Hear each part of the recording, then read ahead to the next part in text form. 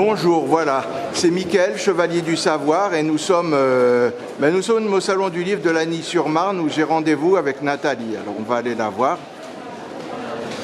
Voilà, c'est animé, hein, c'est bruyant ici.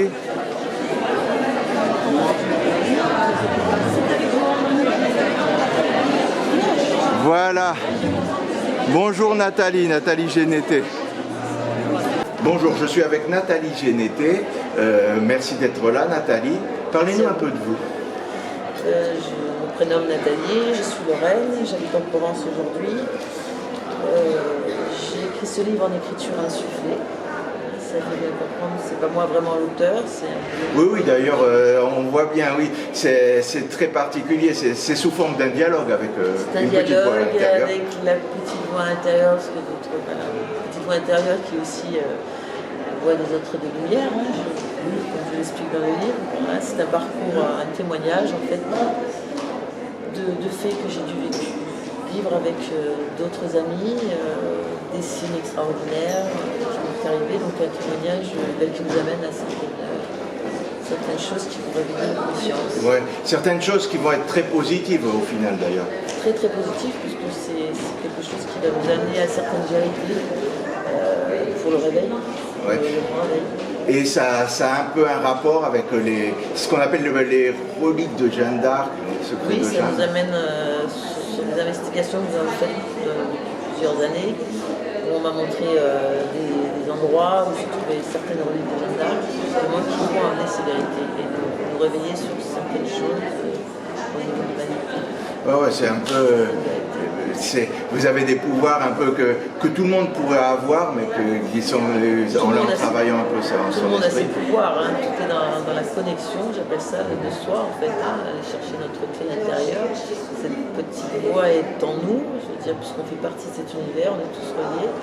On appelle ça Dieu, moi j'appelle Dieu l'univers, puisqu'on est tous reliés à lui, on fait partie de lui. Il suffit d'écouter à notre intérieur, pas à l'extérieur.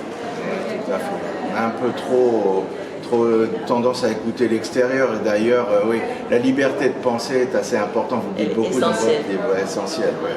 Essentiel. La liberté de penser, c'est la clé de tout. C'est être ou ne pas être, comme dirait Shakespeare. C'est être soi ou être celui que les autres soient. Ouais. Il faut être soi. Dans notre époque, on entend tellement de choses, on écoute trop, on a trop des fois. C'est bien d'être un peu sur soi-même, moins pollué. Et au lieu de réfléchir là, il faut réfléchir là.